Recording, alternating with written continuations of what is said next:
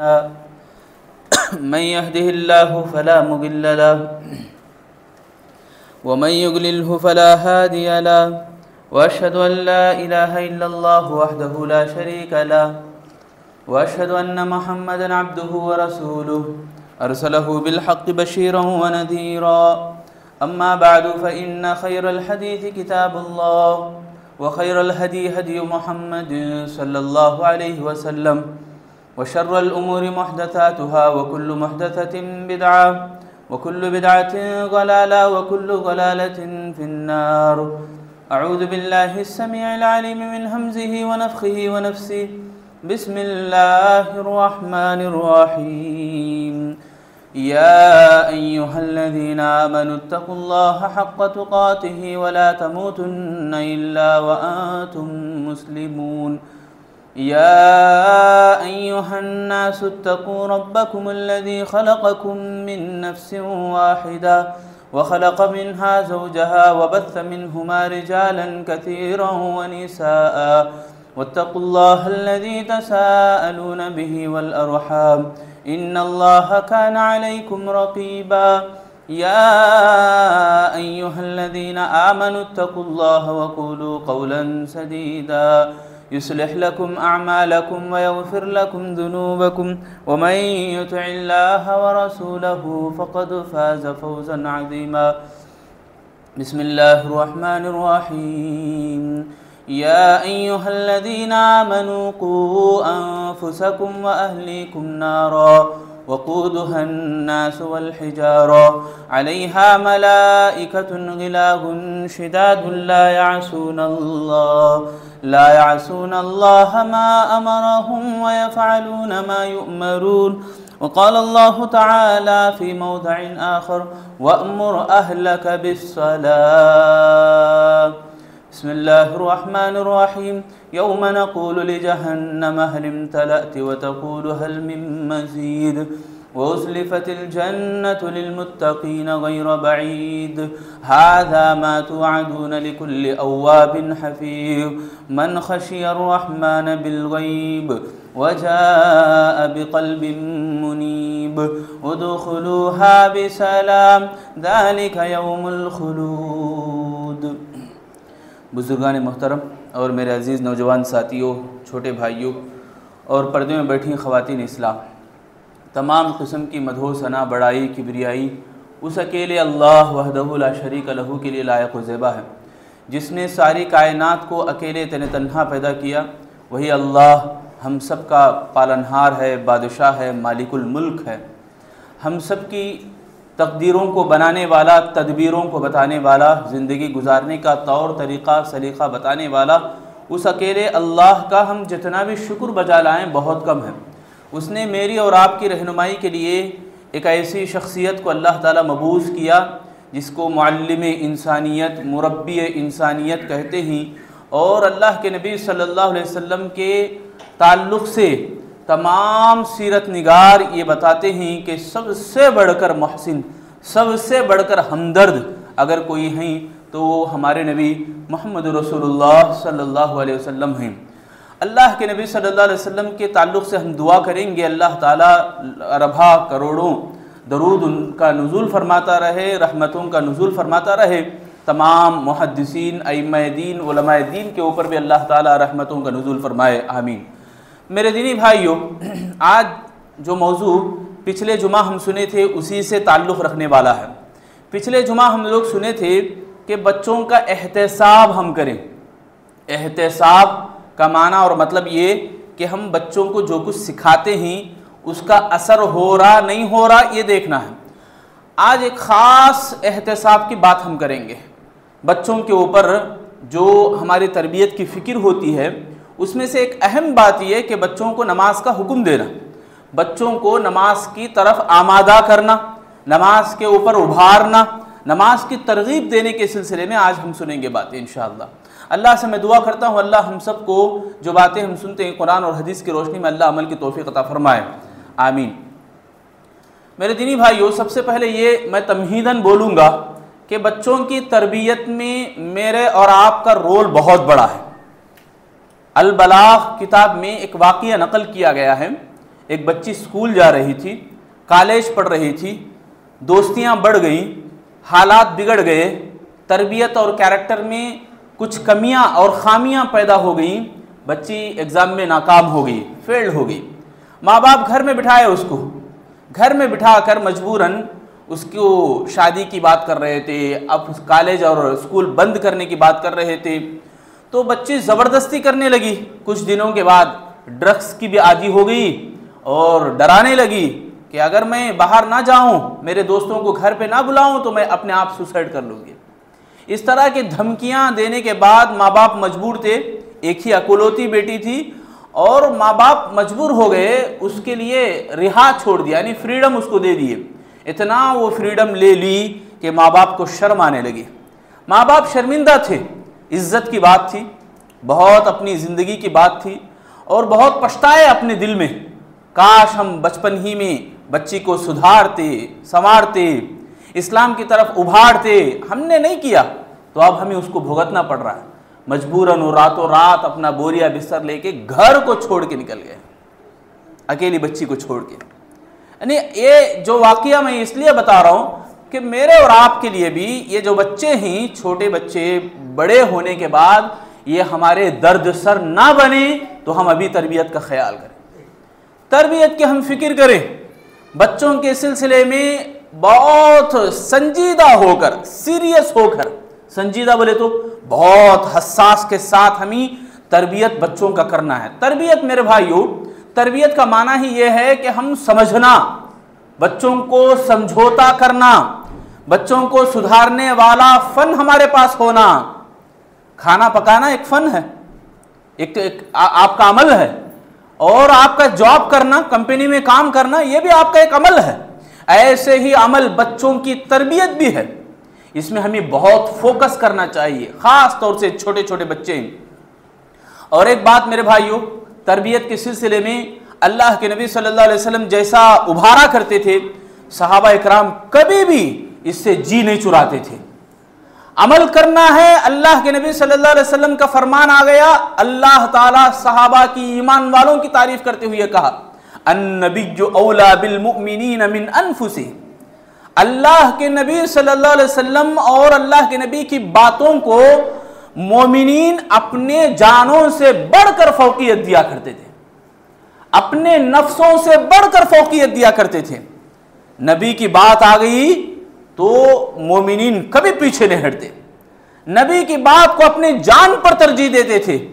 कोई अपने ख्याल, अपने इख्तियार की बात हरगिज हरगिज वो नहीं करते थे। मोमिनीन की तारीफ अल्लाह ताला फरमाता है इस आयत में। तो मेरे भाइयों, मुझे और आपको बच्चों के सिलसिले में खास तौर से तरबियत का ख्याल और एहतमाम करनी चाहिए। और उसमें से नमाज के बारे में दो हदीसें मैं आपके सामने पढ़ता हूं। अल्लाह के नबी सल्लल्लाहु अलैहि वसल्लम की एक हदीस है सबूरा रजी अल्लाह तआला अन्हु की। अल्लाह के नबी सल्लल्लाहु अलैहि वसल्लम फरमाते हैं, मुर्रुस्सबिय्या बिस्सलाति इदा बलगा 7 सिनीन व इदा बलगा 10 सिनीन फदरिबूहु अलैहा। तिरमिजी और अबू दाऊद की हदीस है। सेम हदीस एक और, मुर्रु औलादकुम बिस्सलाह वहुम अबनाउ 7 सिनीन वदरिबूहुम वहुम अबनाउ वदरिबूहुम अलैहा हुम अबनाउ 10 सिनीन वफर्रिकू बैनहुम फिल मदाजिह। अबू दाऊद और तिरमिजी की दोनों ये हदीसें हैं। इन दोनों हदीसों में अगर गौर करें और सोचें, बहुत सारी बातें हैं। पहली बात है, अस्सबी कहते हैं बच्चे को, जिसमें बच्चा भी है और बच्ची भी, दोनों दाखिल है। एक और हदीस में पढ़ा, मुर्रु औलादकुम, इसमें बच्चा भी है और बच्ची भी है। औलाद, औलाद को हुक्म दो, किस बात का? अल्लाह के नबी फरमाते हैं नमाज का हुक्म दो। मुफस्सिरीन लिखते हैं कि अल्लाह के नबी सल्लल्लाहु अलैहि वसल्लम फरमाते हैं इस हदीस के अंदर वजूब का माना रखता है, यानी वाजिब, जरूरी है। आप अपने बच्चे को देख रही हैं, अंगार है सामने, बच्चा खेलता खेलता उस आग में कूदना चाह रहा है, उस उजाले को देख के पकड़ना चाह रहा है। आप कितना जरूरी समझते हैं, उतना ही जरूरी है कि आप हुक्म दें अपने बच्चों को नमाज का। मेरे भाइयों, छोटे बच्चे, अल्लाह के नबी वजाहत करते हैं 7 साल की जब उम्र हो गई तो आपके ऊपर यह जिम्मेदारी है, आपके ऊपर यह फर्ज है, यह वाजिब है कि अपने बच्चों को नमाज का हुक्म दें, नमाज के बारे में कहें। और उसमें उलमाए दीन के अक़वाल हैं, सलफ़े सालिहीन के अक़वाल हैं। इमाम इब्न क़ुदामा अलैहि रहमा फरमाते हैं कि 7 साल का बच्चा हो गया तो तहारत के मसले मसाइल उसको आ जानी चाहिए। कौन सिखाए? कौन सिखाए मेरे भाइयों? बोलो।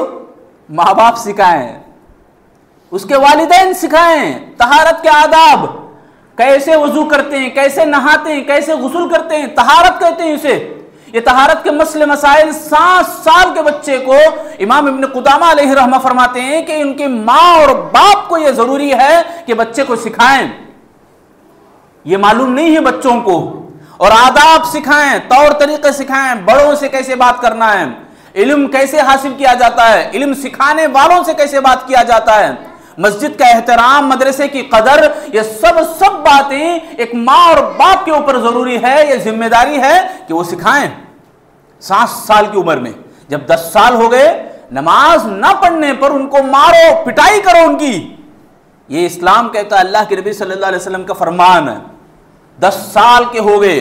देखो इसी हदीस के अंदर पहली बात ये बात मालूम होती है हमें कि वजूब का माने रखता है कि 7 साल हो गए तो वजूब के माने रखती हैं।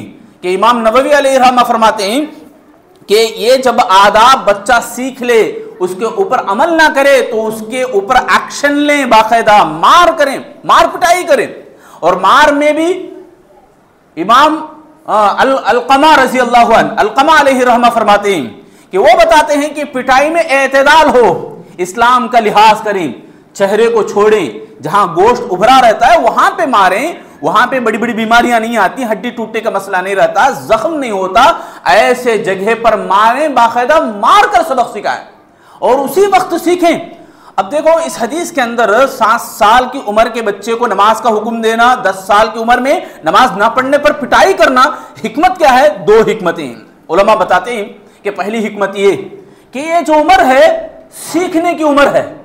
ये जो कौलापन है बच्चे का, जो दिमाग है, दिमाग जहन है, इमाम ज़हबी अलैहि रहमा भी फरमाते हैं कि ये इसी उम्र में एक अहम काम, जिंदगी में काम आने वाला और इस्लाम का सर जिसे बोलते हैं अस्सलाह, नमाज, नमाज को रअसुल इस्लाम का खिताब मिला है कि नमाज तमाम इस्लाम के उमूर में सर की हैसियत रखता है।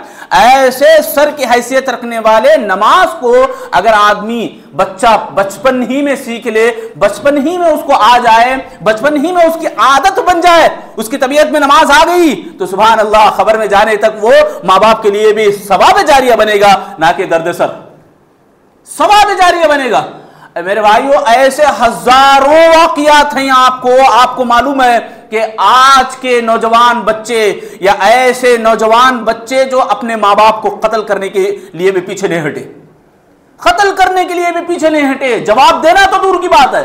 इस्लाम देखो यहां यह बताता है कि आप अपने माँ बाप को उफ ना कहें। यह तालीम है बच्चों को, वालिदैन के सिलसिले में तरीका और अदब इस्लाम ये सिखाता है। यहां हम देख रहे हैं हजारों न्यूज हमारे कानों से गुजरते हैं, आंखों से गुजरते हैं, कितने ऐसे वाकयात नहीं। अभी मैंने आपको एक छोटी मिसाल दिया कि अपने माँ बाप को इतना बेजार कर दिया, माँ बाप खुद छोड़ के भागना पड़ा, माँ बाप खुद औलाद को छोड़ के भागना पड़ा। ऐसे हजारों वाकयात आप भी सुने। तो मेरे भाइयों पहली हिकमत ये कि कौलेपन में, ये बचपन में ही अपने बच्चों को सिखाने को गनीमत जाने, एहतसाब इसी को कहते हैं। देखें बाकायदा सीख बच्चों को होती है या नहीं, इसके बारे में जायजा लें, असर हो रहा नहीं हो रहा देखें। उमर बिन अब्दुल अजीज अलैहि रहमा को मालूम हुआ कि उनका बच्चा, उनका बेटा असर की नमाज देर से पढ़ा है, छोड़ा नहीं, देर से पढ़ा है देर से मालूम हुआ तो खत में लिखा और साथ में कोरडा भी रख के भेजे, इससे मेरे बच्चे को सजा दो। नमाज में देर हुई क्यों? बहाना ये बताते हैं कि हजामत, बाल कटिंग करा रहे थे तो लेट हो गया। मेरे भाइयों मजबूरी हम बताते हैं, बड़ी आसानी से हम बोलते हैं। मजबूरी का माना क्या है मेरे भाई? अगर आप वहां देर करने के लिए आपको कोई बहाना मिल रहा है, मतलब आप मजबूरी बता रहे हैं। मजबूरी का नाम यह है कि आप अपनी जान गुआ ले रहे, अपने आप को मौत आ रही, तो ऐसे टाइम पे बोले मजबूरी। आप अगर नहीं रहते आपके मां बाप इंतकाल कर जाएंगे, मर जाएंगे, ये बोले मजबूरी। मजबूरी हम ये ना बोले कि मैं दुकान संभालता हूं, मजबूरी ये ना बोले कि मुझे होता नहीं है आने के लिए, चलने के लिए तकलीफ है। उमर बिन अब्दुल अजीज अलैहि रहमा फरमाते हैं कि सुभान अल्लाह, रसूलुल्लाह को देखा गया कि अल्लाह के नबी सल्लल्लाहु अलैहि वसल्लम आखिरी अलालती अय्याम में ही वजू बनाते हैं, खड़े होते हैं नमाज के लिए, पूछते हैं क्या नमाज पढ़े नहीं, मुझे लेके चलो नमाज के लिए। सुना नहीं आपने कैसे कैसे वाकियात। उमर बिन हजरत उमर बिन खत्ताब रज़ियल्लाहु अन्हु भी 3 दिन उनके अलालती अय्याम गुजरते हैं, उसमें भी उन्होंने बाकायदा नमाज का एहतमाम करते हैं बाजमात। मेरे भाइयों, सलफ़े सालिहीन के ऐसे वाकियात बहुत हैं। मजबूरी का ढोंग हम ना रचें, मजबूरी के बहाने हम छोड़ें। अल्लाह के लिए अल्लाह के घरों को गनीमत जाने और मस्जिद आकर बाजमात नमाज पढ़ने का एहतमाम करें, खुद भी और अपने बच्चों को भी। देखो, एक बहुत बड़े लेक्चरर हैं, उनके पास 100 ऐसे केस आए कि हमारा बच्चा बिगड़ गया, हमें क्या करना। वो एक ही काम करते हैं, उनमें से 100 में से 80 माँ बाप को अपने बच्चों के सामने वो नसीहत नहीं करते। बच्चों को बोलते बेटा बाहर बैठो, मैं तुम्हारे माँ बाप से बात करता हूं। और बातें वो होती हैं, मिसाल के तौर पर मेरा बच्चा मुझे गालियां देता है, माँ बाप को ताना देता है, तो ऐसी मिसाल है। तो वो बताते हैं लेक्चरर, देखो तुम्हें ये गालियां देने का वो मौका कैसे मिल गया, मतलब बच्चा तुम्हारे को गाली देने पे आ गया तो ये रास्ता कैसे बना, इसका प्रोसेस कौन बना है, इसकी तरबियत, इतनी तरबियत बिगड़ गई ना, कैरेक्टरलेस हो गया बच्चा, तो कैसे हुआ। ये खुद आप अपने आप की तरफ से हुआ, आप अपने आप की तरफ से हुआ। ताना देना, गीबत करना, गालियां बकना, झूठियां बोलना, झूठी बातें बोलना, ये सब तुम अपनी माँ और बाप जो कुछ भी कर रहे हैं, यहां रिकॉर्ड हो रहा है। ये ऐसा रिकॉर्ड है कि वो जरूर रिलीज करेगा, वो रिलीज किए बगैर नहीं रहता। ये जो बच्चे हैं, बच्चों के सामने जो कुछ भी हो रहा, माँ बाप के जरिए से जो कुछ भी मिल रहा, माँ बाप जो कुछ भी काम काज कर रहे हैं, आप ये ना समझो कि कोई नहीं देख रहा, हमारा अपना बच्चा है, ऐसी बात नहीं मेरे भाइयों। ये ऐसा रिकॉर्ड है, ये जरूर रिलीज करेगा, इसका एक्शन आपको भुगतना पड़ेगा।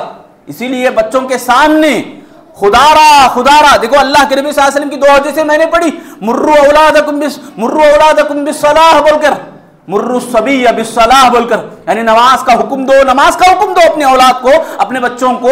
ये हुक्म बच्चों के लिए नहीं, माँ बाप के लिए है, सरप्रस्तों के लिए है, ये बड़ों के लिए है। ये मतलब ये कि तमाम जितने यहां बैठे हैं मेरे भाइयों, क्या आप नहीं चाहते आपके बच्चे आपसे अच्छी तरह बात करें? बोलो मेरे भाइयों, हाँ या ना? चाहते ना आप? और आपके बच्चे अदब से रहें, आप चाहते कि नहीं चाहते? हम सब चाहते हैं बड़ों से अच्छा बात करें, हमारे अपने बच्चे नमाज की पाबंदी करें, हमारे अपने बच्चे कपड़े अच्छा पहने, टोपी लगाएं और इतर लगाकर खुशबू के साथ साफ सुथरे कपड़ों में मस्जिद को आता हुआ जाता हुआ, किताब पकड़ा हुआ नजर आए। ये हम चाहते हैं ना चाहते मेरे भाइयों? हम में से हर एक चाहते हैं। तो पहले आपको अमल करना पड़ेगा इस पे, पहले अदब आपको सीखना पड़ेगा, ताकि आपका अदब अपने बच्चे को विरासत में मिले। आपका देखा देखी बच्चा आपका रिकॉर्ड हासिल कर ले, यह रिकॉर्ड जरूर जाहिर होगा ना। वो छोटे साहबी मदीने के करीब में मस्जिद के इमाम बन गए, हजरत अमर रजी अल्लाह तआला अन्हु, सलमा या अमर रजी अल्लाह तआला अन्हु। ये छोटे सहाबी, 2 रिवायतें आती उनके बारे में। एक रिवायत है उनकी उम्र 8 साल की थी, एक रिवायत है 11 साल की रिवायत, तरजीह 11 साल की है कि 11 साल की उम्र में मस्जिद के इमाम हैं। सुभान अल्लाह, सोचो जरा, मस्जिद के इमाम उतने छोटी उम्र में कर रहे हैं, तो अवाम उस इमाम के साथ कैसी कदर करती होगी, अवाम कैसे उनका लिहाज करते होंगे, कैसे उनकी कदर किए। कदर इसी बात की थी कि वहां उस बच्चे के पास इल्म है, उस बच्चे के पास नॉलेज है, उस बच्चे के पास दीनदारी है। उसी दीनदारी की कदर आज हमारे बच्चों में जीरो है मेरे भाई, जीरो है। सीखने की दूर की बात है, इमामों को ताने देने वाले बन जाते हैं हमारे बच्चे, इमामों को बुरा भला बोलने वाले बन जाते हैं हमारे बच्चे। आलिमों की कदर नहीं, मस्जिदों की कदर नहीं, मदरसे की कदर नहीं। ये क्यों हो रहा है? इसीलिए कि माँ बाप सीधा नहीं है, माँ बाप ढंग से नहीं। वो वाकया आप सुने, एक आदमी को चोरी की सजा में हाथ की कटाई हो रही, बोला जज पूछे क्या बात है, तुम्हारी आखिरी ख्वाहिश क्या है? तो वो ये बोलते हैं कि मेरे हाथ काटने से पहले मेरी माँ की जबान काटी जाए, इसलिए कि मैं जब बचपन में अंडे चुराया था तो मेरी माँ ने शाबाशी दी थी, उसी जबान से निकली हुई शाबाशी की वजह से आज मैं इतना बड़ा हो गया, इतना बड़ा चोर हो गया। मैं मेरे भाइयों बताना यह चाह रहा हूं कि हिकमत, सबसे बड़ी हिकमत यही है कि हम अपने बच्चों को गनीमत जाने तरबियत देने में, और यही बच्चे बड़े होकर हमारे लिए या तो अच्छे बनेंगे या नहीं बोले तो लुच्चे बनेंगे। लुच्चे बन गए तो ओल्ड एज होम भी नहीं मिलेगा, ओल्ड एज होम भी नहीं मिलेगा, नसीब नहीं होगा मां बाप के लिए। ऐसे भी दर्द सर बन सकते हैं बच्चे। इसीलिए अभी के अभी हमारे लिए वक्त है, ये बच्चों को तरबियत दें, ये मां बाप को खिताब है। इमाम खत्ताबी अलैहि रहमा फरमाते हैं कि अल्लाह के नबी सल्लल्लाहु अलैहि वसल्लम की वो हदीस, कुल्लुकुम राइन अन रइयती, यानी हर एक मसूल है, हर एक पूछा जाएगा अपनी जिम्मेदारी में। जो जो आप जिम्मेदारी में हैं, इमाम इब्न तैमिया अलैहि रहमा फरमाते हैं कि जिम्मेदार, यानी जिम्मेदार राइन का माना जो है उस माने में बताते हैं कि अपने मातहतों में जितने भी हैं सबको भी नमाज का हुक्म दें, सबको भी नमाज का हुक्म दें। छोटे बच्चे हैं तो नमाज पढ़ने की तालीम दें। अब्दुल्ला बिन अब्बास रज़ी अल्लाह अन्हु, वो वाक़या भी हमें इस बात की दलील है, इस बात के ऊपर जोर देता है कि मैमूना जो उनकी खाला लगती हैं, उनके घर एक मरतबा सोए थे, अल्लाह के नबी सल्लल्लाहु अलैहि वसल्लम आए, रात को पूछा असल्लि सबी, क्या असल्लिल गुलाम, क्या बच्चे ने नमाज पढ़ ली? कालू नाम, हाँ बच्चे ने नमाज पढ़ ली। छोटे थे अब्दुल्ला बिन अब्बास रज़ी अल्लाह अन्हु, वो रिवायत करते हैं बड़े होने के बाद, अल्लाह के नबी ने मुझे ऐसा पूछा था मेरे बारे में। नमाज पढ़ने के सिलसिले में इतना जोर अल्लाह के नबी देते थे मेरे भाइयों, बच्चों को खास तौर से। बच्चे नमाज पढ़े नहीं पढ़े, ये माँ बाप खास तौर से बापों को चाहिए जब घर को गए माँ से जरूर पूछें, अपनी बीवी से जरूर पूछें कि बच्चा नमाज पढ़ा नहीं पढ़ा। 7 साल के अगर हो गए, बड़े हो गए तो ना पढ़ने पर उनको गुस्सा करें, मारें। हदीस में आता है मारने में एतदाल बरतें, सोच समझ के मारें। मारने में ऐसा, देखो हमारे पास ऐसा होता है, या तो इफरात यानी बोले तो तफरीक, इफरात बोले तो ज्यादा मार पिटाई ऐसी होती कि बच्चा बाप को देखे तो डर लेता है, देखे तो बस पेशाब आ जाता बच्चे को। इतना डर काम नहीं आने वाला मेरे भाइयों। ये डर बच्चे को कुंभ बनाएगा, ये डर बच्चे को बहुत पस्त कद बनाएगा। और ऐसा भी नहीं कि बच्चे को छोड़ देते, हम लोग छोड़ देते हैं बच्चों को, ऐसा माया और प्यार दिखाते हैं। बड़े होने के बाद भी बच्चा अगर गलत भी करा तो माँ बाप उसके सपोर्ट में खड़े होते हैं, मेरा बच्चा कोई गलती नहीं करा बोलकर। ये बड़ा खतरनाक जुर्म है ये कि गलती पर फिर दोबारा गलती। माँ बाप की गलती किया बच्चा तो उसे टोकने के बजाय, उसे समझाने के बजाय उस गलती के ऊपर और आइल फेंकते हैं ताकि हमारा बच्चा और ज्यादा फिसलने वाला और ज्यादा बर्बाद हलाक होने वाला बन जाए। ये हो रहा आज, या नहीं बोले तो नहीं है तरबियत, या नहीं बोले तो है लेवल में। क्या ऐसी तरबियत के बात भी नहीं करे, बाप से बात भी ना करे, बाप से टाइम निकाल के कुछ देर बैठे भी नहीं, ऐसा यानी खतरनाक होता है डराना। नहीं बोले तो कुछ भी डराना नहीं होता, लाड़ो प्यार में मौजो मस्ती में बच्चे को पलाते हैं और वो बड़ा बने के बाद माँ बाप खुद शिकायत करते हैं, आप हमारे बच्चे को कुछ सुधारिए, इस तरह की बातें। मेरे भाइयों, इमाम खत्ताबी अलैहि रहमा फरमाते हैं अर्राइन का माना ये कि हिफाजत करने वाला, निगरानी करने वाला, बर्बाद होने से बचाने वाला, अमानतदार, खयानत ना करने वाला, ये सब माने अर्राइन के आते हैं। मतलब जिम्मेदार, निगहबान, निगरान, हिफाजत करना। एक माँ आके आलिम साहब से पूछती है, मौलवी साहब मेरे बच्चे को नमाज को उठाती हूं मैं, उठता ही नहीं बच्चा मेरा, मैं क्या करूं, उठता ही नहीं मेरा बच्चा।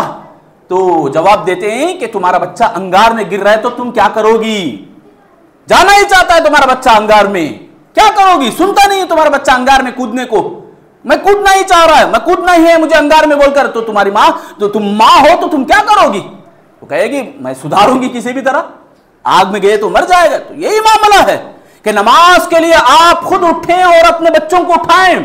और ये नमाज ऐसी चीज है, अल्लाह के नबी सल्लल्लाहु अलैहि वसल्लम फरमाते हैं बाकायदा अपने बच्चों को तालीम दें, इस पर सिखाएं। अत्तहियात आना हो हमारे बच्चे को 7 साल की उम्र में, 7 साल की उम्र में अत्तहियात आती हो, सना क्या पढ़ते हैं, रुकू में क्या पढ़ा जाता है, 2 सजदों के बीच में क्या पढ़ा जाता है, नमाज का तरीका क्या, अदब क्या, ये सारी बातें अल्लाह के नबी सल्लल्लाहु अलैहि वसल्लम जो सिखाएं, माँ बाप को चाहिए कि वो सिखाएं। ये उलमाए दीन सलफ़ सालिहीन के फतावे हैं, ये अक़वाल हैं उलमाए दीन के। और एक ईमान वाला, एक मोमिन या मोमिना, ये कभी भी अपने इख्तियार में कोई चीज नहीं लेते जब अल्लाह के नबी की बात आ जाए। जैसा कि अल्लाह ताला फरमाते हैं वमा कान लिमुमिनिन वला मुमिनतिन इज़ा क़ज़ल्लाहु व रसूलुहु अम्रन अन यकून लहुमुल खियरतु मिन अम्रिहिम। जब अल्लाह और उसके रसूल फैसला कर दिए, जब अल्लाह और उसके रसूल की बात आ गई, तो उस बात पर एक मोमिन मर्द और एक मोमिन औरत कभी भी अपने इख्तियार में नहीं लेते। इस बात को अपने इख्तियार में लेने का माना क्या है मालूम? अपने इख्तियार में लेने का माना यह है कि मैं मर्जी चाहूं नमाज को भेजूं, मर्जी चाहूं सिखाऊं या ना सिखाऊं, ये मेरी मर्जी, बोलना या करना ये इख्तियार एक मोमिन और मोमिना के लिए नहीं है। अगर है तो वो मोमिन मोमिना नहीं है। इस आयत के रोशनी में आयत यही बता रही कि मोमिन है, मोमिन मर्द है या औरत है, तो आपके जिम्मे है कि अल्लाह उसके रसूल का फैसला आ गया तो आप मान लें, आपको अमल करनी चाहिए। अगर आप अमल नहीं करते तो इस आयत बता रही कि आप मोमिन नहीं है। मोमिन नहीं, मोमिन के दायरे से बाहर हैं आप, ईमान के दायरे से बाहर चले गए आप।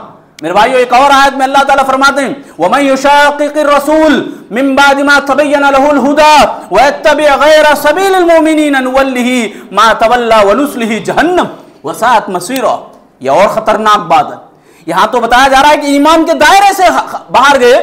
इस आयत में तो बताया जा रहा है कि जो इनकार करते हैं, मुकर जाते हैं, मुंह मोड़ लेते हैं, अल्लाह और उसके रसूल की बातों को रसूलुल्लाह वजाहत के साथ समझा दिए, ऐसी बातों से आप मुंह फेर लेते हैं, तो याद रखो अल्लाह ताला फरमा रहे हैं नुस्लीही जहन्नम, हम उनको जहन्नम में फेंक देंगे, वसाअत मसीरा, ये बड़ा खतरनाक बुरा अंजाम है, उनके ठिकाने के लिए बहुत बुरी जगह है। मेरे भाइयों, यहां जितने भी बैठे हैं तमाम से मेरी गुजारिश है, आप तमाम भी जैसा चाहते हैं कि हम अच्छे रहें, अच्छे बने, अपने बच्चों को भी अच्छा बनाने की कोशिश करें। खुद पहले अपने आप को अच्छा बनाएं, बच्चों को चुप चुप ताना देने से बचें, गालियां बकने से बचें, झूठी बातें बोलने से बचें। अपने आप को पहले अपने दिल की नीयतों को सुधारें, अपने ख्यालात को पाक बनाएं। सबसे बढ़कर रोजी रोटी, रिज़्क़ के मामले में देखो कितने ऐसे केस आए जो डॉक्टरों के पास, हकीमों के पास, के बताते हैं कि हमारा बच्चा बिगड़ गया, एकदम सुधरता नहीं है। तो उनके जिंदगी के अंदर देखा गया, चेक किया गया तो रोजी रोटी का बहुत बड़ा किरदार रहा कि बच्चे के बिगड़ने में। रोजी रोटी का बिगाड़, रिज़्क़ अगर जुल्म से कमाया या हराम से कमाया हुआ है, किसी का हक देना था, नहीं दिया था, वो माल हमारे पेट में है और हमारे पेट से हमारे अपने बच्चों को भी खिलाते पिलाते हैं, ऐसा अगर है तो उन तमाम की बद्दुआएं बच्चों की तरबियत में भी आएंगी और यही तरबियत बिगाड़ बनकर दर्दसर बनेंगी। तो मेरे भाइयों, ये सब बातें जो हैं, जो मैं शुरू से जो बताया कि तरबियत के सिलसिले में बहुत ज्यादा माँ बाप को फिक्र करनी चाहिए। तरबियत माँ बाप अपने जिम्मा समझें, ये ना समझें कि ये जिम्मेदारी तो टीचर्स की है, मस्जिद के इमाम की है, ये ना समझें। तरबियत का असल मरकज और मंबा माँ और बाप है। ये माँ बाप अपने अच्छे टीचर को चुनना अपने बच्चों के लिए और अपने उस्ताद को चुनेंगे अच्छे पढ़ाने वाले को, ये माँ बाप की जिम्मेदारी है। आप भेजें किसी और स्कूल को, कहीं और भेजें और कोई जायजा नहीं लेते, और कहीं पढ़ाते भी हैं तो कोई पूछताछ नहीं होती, तो इमाम से भी कभी एक मर्तबा तो सही मेरा बच्चा कैसे पढ़ रहा है ये पूछताछ नहीं होती। तो शर्म के मारे आप ये समझें कि आपको कोई शर्म नहीं है कि आप अपने बच्चों के बारे में पूछते ही नहीं, यानी एहतसाब आप नहीं करते, जायजा आप नहीं लेते, तो ये बच्चों के बिगाड़ के लिए आप खुद जरिया बन रहे हैं। तो मेरे भाइयों, मैं बताना ये चाह रहा हूं कि हमारे अपने बच्चों की तरबियत के सिलसिले में, खास तौर से नमाज के हुक्म देने के मामले में, हम कभी भी कॉम्प्रोमाइज ना करें। हाँ, बाद में पढ़ ले, ये काम कर ले, वो काम कर ले, इस तरह की बातें बोल कर, इस तरह की बातों में लगा कर अपने बच्चों को नमाज से दूर रखेंगे तो ये बाद में चलकर पूरे दीन के उमूर में ये सीखने वाले नहीं बनेंगे। क्योंकि नमाज तमाम इस्लाम के अंदर एक सर की हैसियत रखता है, तमाम दीन के उमूर इसी नमाज से जुड़े हुए हैं। तो नमाज के ऊपर जितना आप पाबंदी करेंगे, खुद अपने बच्चों को भी पाबंद कराएंगे, तो इंशाअल्लाह आगे चलकर जिंदगी बहुत खुशगवार बनेगी। मैं आखिर में अल्लाह से दुआ करता हूं, अल्लाह रब्बुल आलमीन मुझे और आपको बोलने और सुनने से ज़्यादा अमल की तौफीक अल्लाह हम सबको अता फरमाए। इलाहुल आलमीन हम तमाम लोगों के गुनाहों को माफ़ फरमा। ऐ अल्लाह, हम तमाम तेरे घर में बैठे हैं अल्लाह, तुझसे दुआएं करते हैं, हमारी दुआओं को कबूल फरमा। ऐ अल्लाह, हमारे नमाज़ों को, रुकू को, सजदों को अल्लाह कबूलियत का शरफ अता फरमा। ऐ अल्लाह, हमारे पिछले रमज़ान के तमाम नेकियों को कबूल फरमा। ऐ अल्लाह, हमारे लिए हमारी ज़िंदगी के अंदर ऐसे 10 रमज़ान हमारी ज़िंदगी में सेहत और तंदुरुस्ती के साथ अता फरमा।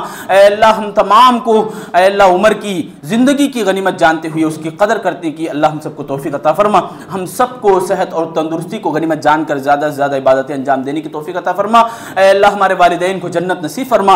ऐ अल्लाह हमारे वालिदैन जो भी बुजुर्गी की उम्र में पहुँचे अल्लाह उनकी खातिरदारी करने, उनका अच्छा देखभाल करने की हम सबको तौफीक अता फरमा। वालिदैन के हक़ में कसरत से दुआएँ करते रहने की तौफीक अता फरमा। रब्बिरहम्हुमा कमा रब्बयानी सगीरा। ऐ अल्लाह हम तमाम को हमारे जो भी परेशानियाँ हैं, दुख दर्द हैं, अल्लाह हम सबको उन परेशानियों से दूर अता फरमा। मुसीबतों से, परेशानियों से हम सबको दूर रख दे। ऐ अल्लाह फ़लस्तीन के हालात अभी भी बड़े नाजुक हैं, बड़े हंगामी दौर उनके ऊपर गुजर रहे हैं। अल्लाह उनको ईमान में, दीन में साबित कदमी अता फरमा, उनको हौसला अता फरमा। उनकी ईमानी हौसले को हमें भी समझने और हमें भी ऐसा ईमानी हौसला वलवला हमारे दिलों में पैदा करने की तौफीक अता फरमा।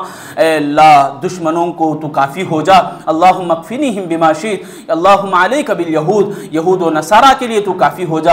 ऐ अल्लाह इन दुश्मनों को, इन जालिमों को या तो हिदायत दे यानी तो सफ़ाए हस्ती कर दे उनकी। ऐ अल्लाह हम तमाम लोगों को उनके हक़ में, मासूम बच्चों को, बच्चियों के हक़ में दुआएं करने की तौफीक अता फरमा। ऐ अल्लाह हमें भी मुसीबतों में साबित कदमी हम सबको अता फरमा। दीन के ऊपर जम कर ज़िंदगी गुजारने की तौफीक अता फरमा। मरते दम तक ऐ अल्लाह हमें दीन पर साबित कदम रहने की तौफीक दे।